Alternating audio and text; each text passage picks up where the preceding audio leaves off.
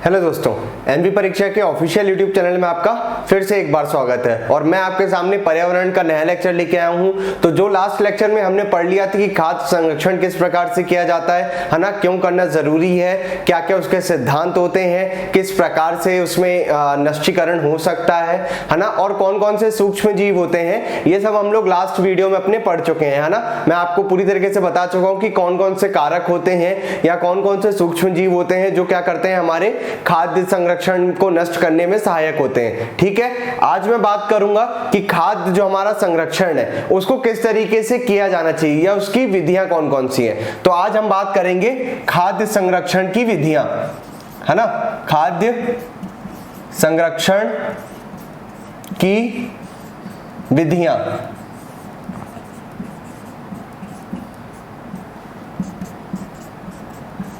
ठीक है, तो अगर मैं बात करूं तो सबसे पहली अगर जो विधि है जो हमारे सामने आती है ना, तो वो कौन सी होती है। तो अगर सबसे पहली विधि है वो कौन सी है, हमारी खमीरीकरण। खमीरीकरण, ठीक है। दूसरी हमारी विधि क्या हो सकती है, पहली हमारी हो गई खमीरीकरण और दूसरी हमारी हो गई निर्जलीकरण। निर्जलीकरण, ठीक है। तीसरी की बात करूं तो कौन सी विधि हो सकती है, प्रशीतन, ठीक है। और विधियों की अगर मैं बात कर लूं तो ये हो गई, ये हमारी प्रमुख विधियां हैं जिनकी वजह से हम क्या कर सकते हैं, खाद्य संरक्षण कर सकते हैं। और क्या क्या हो सकता है, बोतलों में संरक्षण, ठीक है, और डिब्बों में संरक्षण,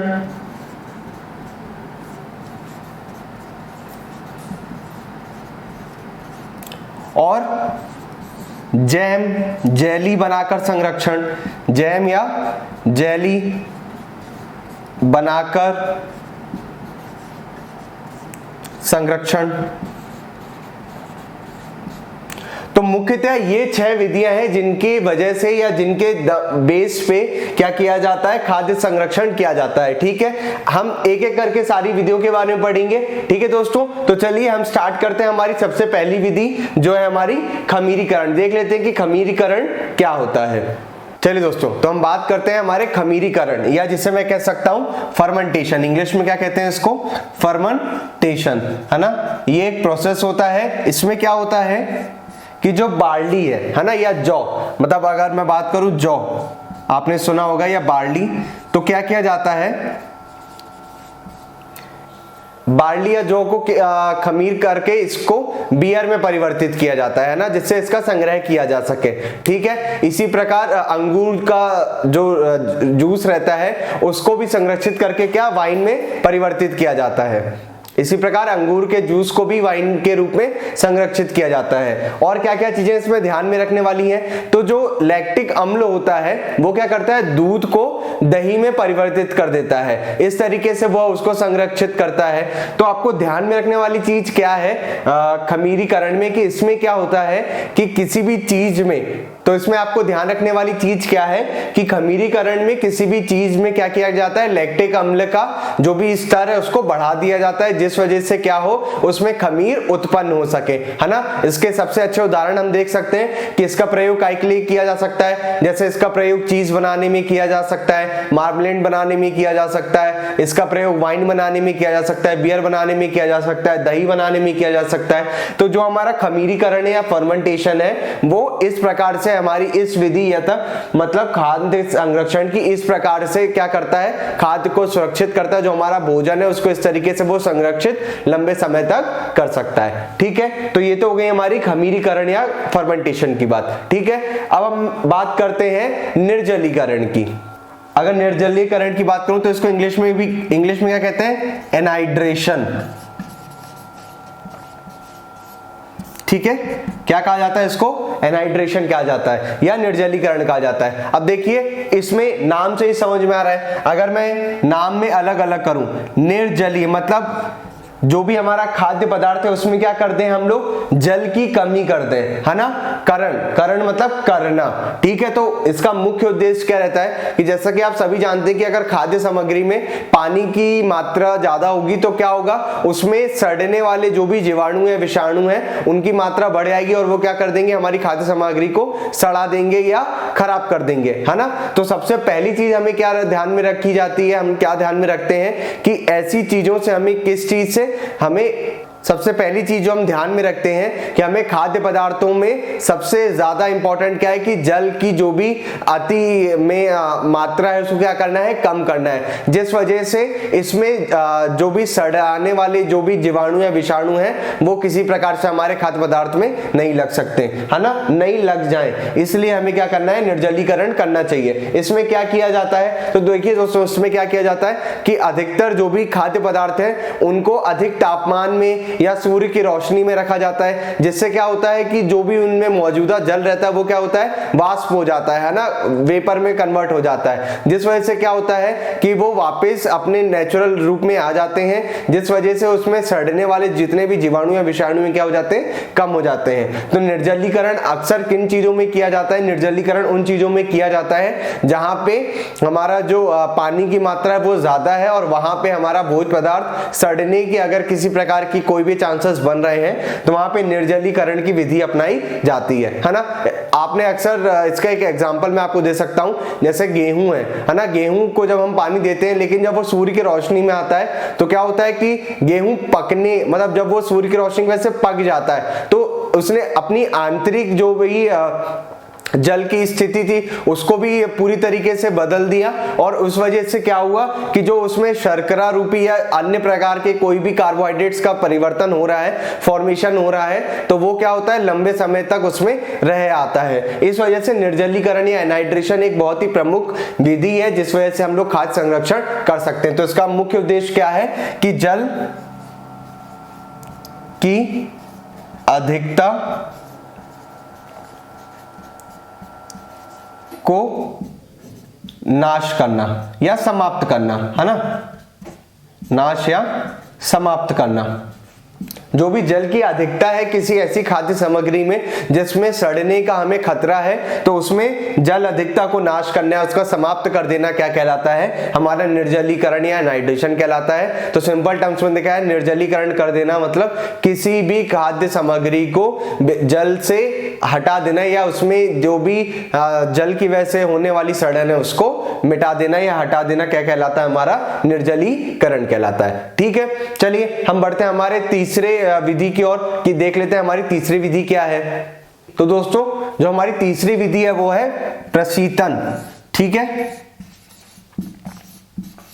अब बात करते हैं प्रशीतन, ये क्या होता है। तो जो हमारे भोज्य पदार्थ हैं या खाद्य सामग्री हैं उनमें आर्द्रता बनाए रखने के लिए घरों में तो हम लोग रेफ्रिजरेटर का इस्तेमाल कर लेते हैं, रेफ्रिजरेटर या फ्रिज जो आप कहते हैं उनका इस्तेमाल कर लेते हैं, लेकिन व्यापारिक रूप में देखें तो क्या करते हैं, कोल्ड स्टोरेज या शीत गृहों में क्या करते हैं, जो हमारे खाद्य पदार्थ या भोजन सामग्री है उनको हम लोग स्टोर करके रखते हैं, जिस वजह से क्या होता है कि जो उसमें टेम्परेचर की वजह से जो भी जीवाणु या विषाणु लगते हैं वो क्या हो जाए, उसमें नष्ट हो जाए। इस वजह से हम लोग क्या करते हैं, प्रशीतन की प्रक्रिया को करते हैं, है ना। इसमें क्या होता है कि जो भी जीवाणु या विषाणु होते हैं उनकी जो वृद्धि होती है वो 40 डिग्री फ़ारेनहाइट, ये आपको पॉइंट याद रखना है कि 40 डिग्री फ़ारेनहाइट के बाद उनकी वृद्धि क्या होती है, रुक जाती है ना, वृद्धि रुक जाती है।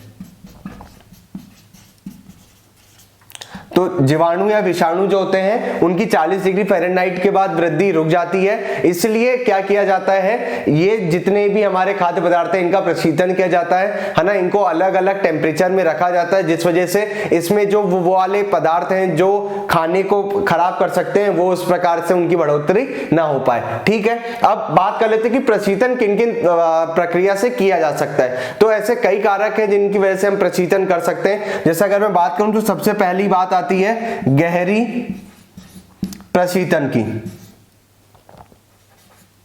तो इसमें क्या किया जाता है दोस्तों, गहरी प्रशीतन में क्या किया जाता है कि जो भी हमारे खाद्य पदार्थ हैं या भोजन सामग्री है उनको 0 डिग्री फ़ारेनहाइट में रखा जाता है ना। जब 0 डिग्री फ़ारेनहाइट में रख दिया जाएगा तो इससे क्या होगा कि जो भी जीवाणु या विषाणु है उनकी वृद्धि कम हो जाएगी, तो इस वजह से हमारा खाद्य सामग्री या भोजन सामग्री क्या होंगी, खराब नहीं होगी। तो गहरी शीतन किस लिए किया जाता है, ये अक्सर जो हमारी मछली है ना, मछली या मांस, उनको बचाव रखने के लिए गहरी शीतन का प्रयोग किया जाता है। ठीक है, अगर मैं बात करूं और कौन कौन सी प्रक्रियाएं जो प्रशीतन में हम लोग इस्तेमाल कर सकते हैं, ठीक है, तो इसमें अब दूसरी बात कर लेता हूं मैं। तो दूसरा आता है शीत संग्रह या शीत संग्रहकार।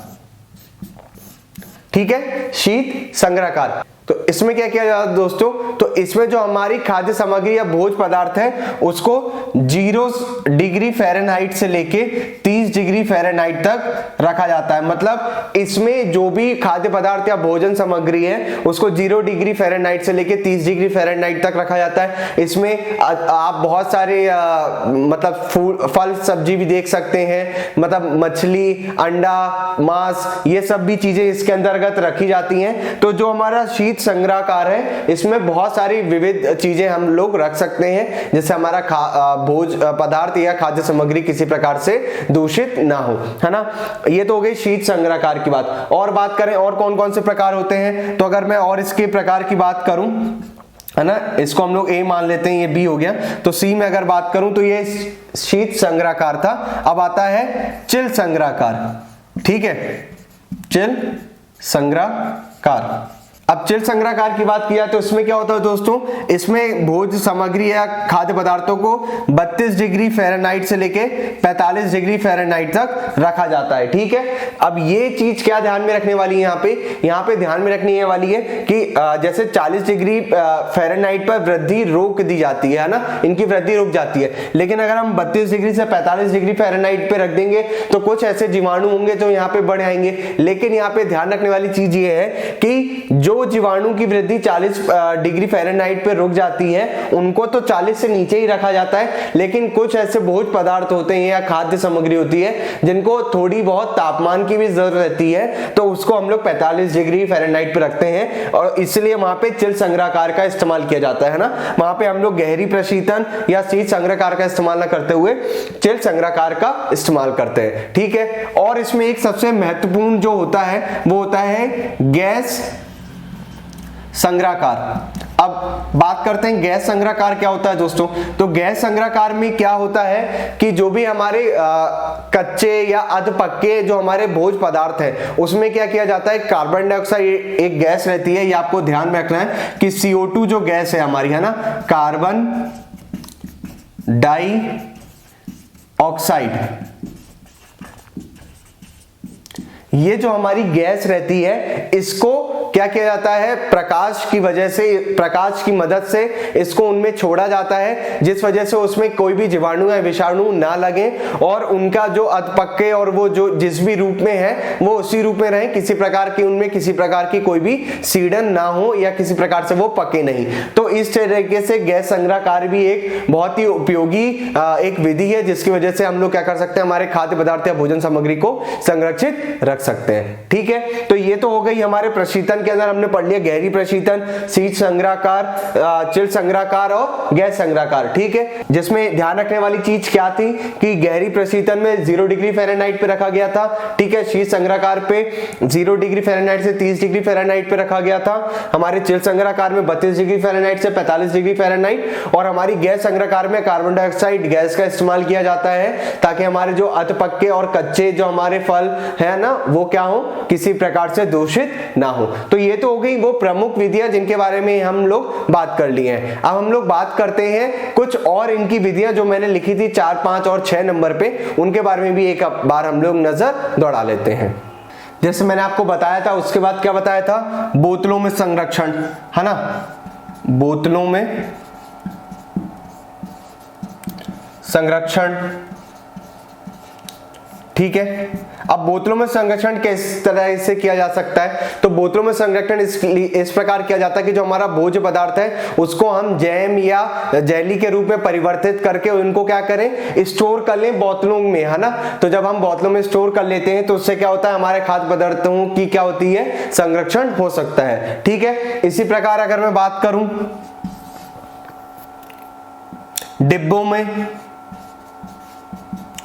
डिब्बों में संरक्षण, तो जिस प्रकार से बोतलों में संरक्षण किया जाता है कि अन्य बहुत सारे जो हमारे भोज्य पदार्थ या खाद्य सामग्री उनको हम लोग बोतलों में संरक्षित कर लेते हैं, उसी प्रकार डिब्बों में संरक्षण भी किया जाता है। जैसे आपने देखा होगा अक्सर घरों में आपने अचार की बरनी या अचार के डिब्बे देखे होंगे, है ना, नमक के डिब्बे देखे होंगे, शक्कर के डिब्बे देखे होंगे। तो क्या किया जाता है कि जो भी हमारी खाद्य सामग्री है ना वो उसमें रख दी जाती है और उसको ऊपर से सील पैक कर दिया जाता है, और जब हमें इस्तेमाल करना होता है तब हम इस्तेमाल करते हैं और वापस उनको पैक करके वैसे ही रख देते हैं। तो ये डिब्बों में संरक्षण का बहुत अच्छा उदाहरण है जो आपने अक्सर अपने घरों में देखा होगा। इसी तरीके से बोतलों में संरक्षण में आपने देखा होगा कि जो भी लोग शरबत या इनके जूस बनाते हैं तो उन लोग भी इस प्रकार से बोतलों में संरक्षण कर लेते हैं। ठीक है। तो ये तो क्या हमारा बोतलों में संरक्षण, डिब्बों में संरक्षण। और अगर मैं बात करूं, है ना, कि जैम या जेली में परिवर्तन, ठीक है, जैम या जेली में परिवर्तन करना, तो देखिए इसमें क्या किया जाता है, इसमें ना जो हमारे फल वगैरह रहते हैं इनको गर्म पानी में उबाला जाता है, जब तक ये लिक्विड फॉर्म में नहीं आ जाते फिर इनको पीसा जाता है और फिर इनको धीरे धीरे आर्द्रता में गर्म किया जाता है ना, टेम्परेचर में इनको गर्म किया जाता है। फिर जब ये पूर्णतः से जेली के मतलब लिक्विड फॉर्म में, सॉलिड लिक्विड फॉर्म में हो जाते हैं, है ना, सॉल्युबल हो जाते हैं, तो इनको क्या किया जाता है, धीरे धीरे ठंडा किया जाता है और इनको स्टोर कर लिया जाता है। और फिर कैसे चेक करते हैं कि जेली सही बनी है या नहीं बनी है, तो क्या किया जाता है, कांटों की वजह से, मतलब जो कांटे रहते हैं उनको उसमें जेली में अंदर तक डिप करके देखा जाता है, और अगर उसके पूरे जेली के पूरे छेद जितने रहते हैं जो बन जाते हैं वो अगर भर जाते हैं तो हम कह सकते हैं कि जेली पूर्णतः सुरक्षित है या उसमें संरक्षण हो गया है। तो इस प्रकार से बोतलों में संरक्षण, डिब्बों में संरक्षण, जैम या जेली में भी संरक्षण हम लोग कर सकते हैं। ठीक है। तो ये तो हो गए हमारी खाद्य संरक्षण की अलग अलग विधियां जिनकी इस्तेमाल से हम लोग खाद्य जो भी हमारी खाद्य सामग्री है या भोज्य पदार्थ है उनका संरक्षण कर सकते हैं। ठीक है। अब हम बात कर लेते हैं कि क्या क्या कारक होते हैं जिनकी वजह से खाद्य संरक्षण जरूरी है। ठीक है। तो क्या क्या महत्वता होती है, क्यों हमें खाद्य संरक्षण करना चाहिए, उसके बारे में हम लोग एक बार डिस्कस कर लेते हैं। ठीक है। जिसमें सबसे पहला पॉइंट हम देख लेते हैं कि जैसे कि आप सभी जानते हैं कि कुछ कुछ फल या कुछ सब्जी होती हैं जो हर मौसम में नहीं निकलती हैं, है ना, हर मौसम में उनकी हम लोग ग्रोथ या वृद्धि नहीं कर सकते हैं, है ना, कृषि नहीं हो सकती है। तो क्या करते हैं हम लोग कि उन फलों या सब्जियों को हम लोग स्टोर करके रख लेते हैं ताकि हम उन मौसमों में उनका इस्तेमाल कर सके जहां पे वो नहीं आ सकते हैं, है ना, उनकी वृद्धि नहीं की जा सकती है या इस्तेमाल नहीं किए जा सकते हैं, तो उन मौसम में हम लोग उनका इस्तेमाल कर सकते हैं। तो सबसे पहला तो हो जाएगा मौसमों में इस्तेमाल,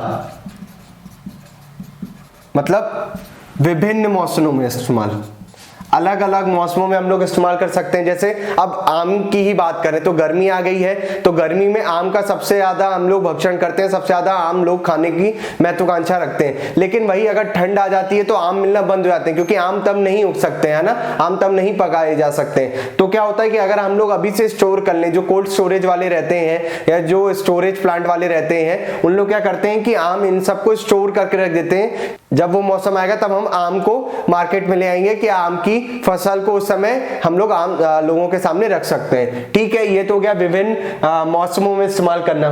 फिर हो सकता है ऐसी जगहों में जहां पे ये मतलब ऐसे फल या सब्जी मिलते ही ना हो। जैसे अगर मैं बात करूं तो कोई भी फल या सब्जी की मैं अगर बात करूं तो जैसे मान लेते हैं कि आपने कई बार सुना होगा, देखा भी होगा कि जो आमों की एक्सपोर्ट है, आमों को एक हमारे भारत देश से दूसरे देशों में भेजा जाता है ना। एल्पेंजो जो एक आम की नस्ल होती है वो अधिकतर बहुत सारे देशों में प्रसिद्ध होती है, पर वो खाली यहाँ पे मिल पाती है ना, उसकी फसल यहीं हो पाती है, इसलिए उसका एक्सपोर्ट दूसरी जगह, निर्यात दूसरी जगह किया जाता है ताकि जो वहां भी रहने वाले लोग हैं वो भी उस चीज की आनंद ले सकें, वो भी उस फल का आनंद उठा सकें। ठीक है। और क्या कारण हो सकते हैं, और ये कारण हो सकते हैं कि और किस तरीके से इनका महत्व और क्या महत्व है, तो अगर और दूसरे महत्व की बात करूं मैं और तीसरे महत्व की बात करूं या और मैं किसी अन्य प्रकार के महत्व की बात करूं, तो और खाद्य संरक्षण का महत्व क्या है कि कभी कभी जब हमारे पास एक मौसम में वो जो हमारा फल है या सब्जी है वो सस्ते में हमें मिल रहा है तो हम उसको स्टोर कर लें, ताकि आने वाले मौसमों में जब हमें पता है कि उसके रेट बढ़े आएंगे, है ना, उसकी बिक्री में उसका जो अभी हमें सस्ते में मिल रहा है वो महंगी में मिलना स्टार्ट हो जाएगा, तो हम लोग तब उसका इस्तेमाल कर सकते हैं। ठीक है, तो इस तरीके से हम लोग खाद्य संरक्षण का महत्व ये हो गया कि हम लोग ऐसी जगहों पर उनका निर्यात कर सके जहां पे उनकी फसल नहीं होती है, या उन्हें लंबे समय या अगले मौसम में इस्तेमाल करने के लिए हम उनका संरक्षण कर सकते हैं, या जब उनके दाम बढ़ जाएं तब उनको इस्तेमाल करने में हम उनका संरक्षण कर सकते हैं। तो इस प्रकार से बहुत सारे अन्य अन्य कारण हैं जिनकी वजह से हम लोग खाद्य संरक्षण का हमारा महत्वता जरूरी है, खाद्य संरक्षण हमें करना चाहिए, है ना। तो ये बहुत सारे कारक हो गए। तो आज के वीडियो में हमने देख लिया कि कौन कौन सी विधियां हैं जिनकी मदद से हम लोग खाद्य हमारा जो भोजन सामग्री है उसको या खाद्य सामग्री उसको संरक्षित कर सकते हैं। ठीक है दोस्तों, तो आज के वीडियो में इतना ही। आपको वीडियो कैसा लगा इसको लाइक करें और कमेंट करें, और एमपी परीक्षा के ऑफिशियल यूट्यूब चैनल से जुड़े रहने के लिए धन्यवाद। दोस्तों ऐसी और वीडियोस के लिए सब्सक्राइब कीजिए परीक्षा चैनल को और बेल आइकन दबाना ना भूलें। और अगर आप तैयारी कर रहे हैं तो प्रैक्टिस के लिए अभी डाउनलोड करें एमपी परीक्षा ऐप।